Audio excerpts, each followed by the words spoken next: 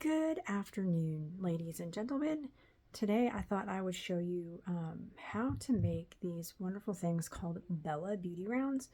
They came from another quilt shop, but I'll walk you through it so you really don't need anything except your supplies. And what are your supplies? So you're going to need a 5-inch circular template. I made one acetate because I am terrible with circles. So you can get these acetate sheets at your local quilt shop. If you can't find them, I will try to find them and drop a link below or in the description, so you don't have to worry about it, and you can go pick those up. You're gonna need terry cloth. I got mine at Joann's like 2 years ago, 2.5 years ago maybe, when I found out my daughter was expecting. So I bought enough to do a lot of projects actually. And then you're going to need a cotton fabric. This I got from a vendor on Etsy. Isn't that super cute? Hello Kitty, of course. Huge Star Wars fan, and I like Hello Kitty, so there you go. The other thing you might want is your handy dandy bag of clips. If you don't like clips, that's fine. I don't actually use clips for this project. I prefer my handy dandy pins because I use the glass head pins and I can press with those. The other things you're going to need is your handy dandy turning tool, your rotary cutter. It doesn't matter if it's 28, 45, or 60. And then the other thing is a cutting mat. Super duper important. I like this one. It folds in half and it fits on my ironing board when I'm doing small projects. So now you're going to do your fabric. You're going to take your template. You could even use a cookie cutter, but you're going to take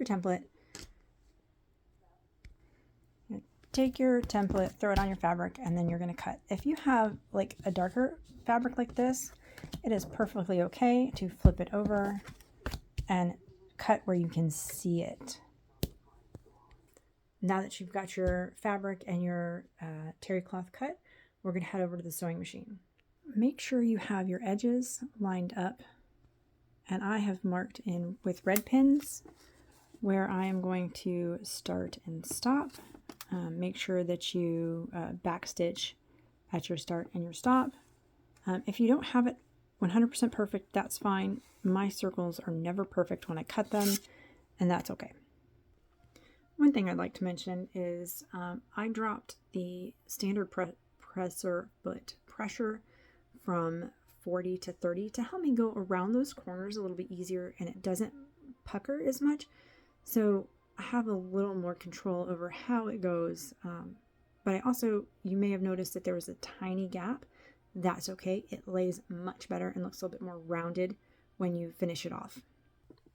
So I go back and check my edges, and I can see right here that I got super close, and I'm going to be tugging on that. So I'm going to go in and I'm going to start right here, backstitch, and then kind of come down and make sure that I get that 1/4 inch seam in there. So here it is all stitched, and if you notice I have trimmed, and I do that if I had to go in and adjust a seam, I make sure that I trim off the excess so it's not super bulky. So I have flipped it, and I used this to kind of round out those edges so it was less bulky, and now I have it pinned closed and I'm going to press.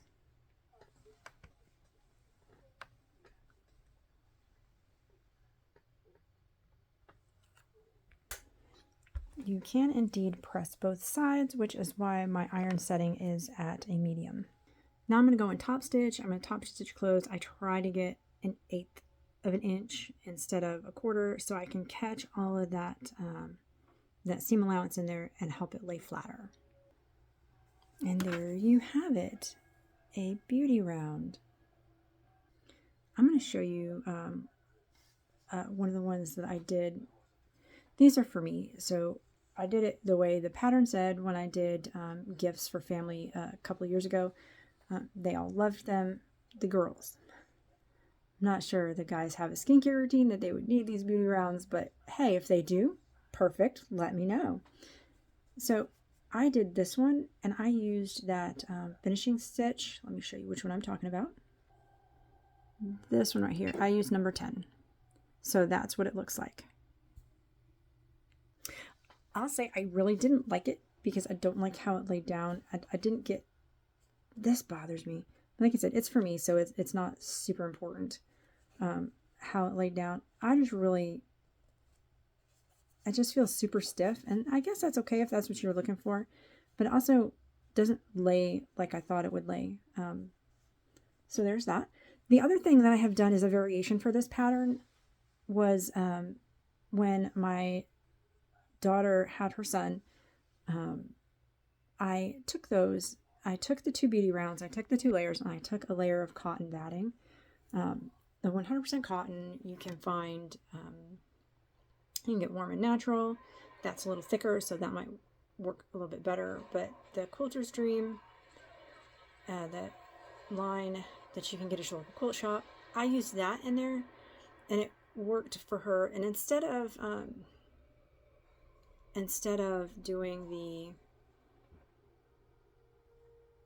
right sides together, flip them, I layered it, and then I used that finishing edge all the way around it, and then I went and did like another safety stitch in there to and I wish I could find one, and she used that for nursing pads. So it's really a versatile thing. You can use it as a beauty product remover or application tool, or you can use it as a reusable nursing pad.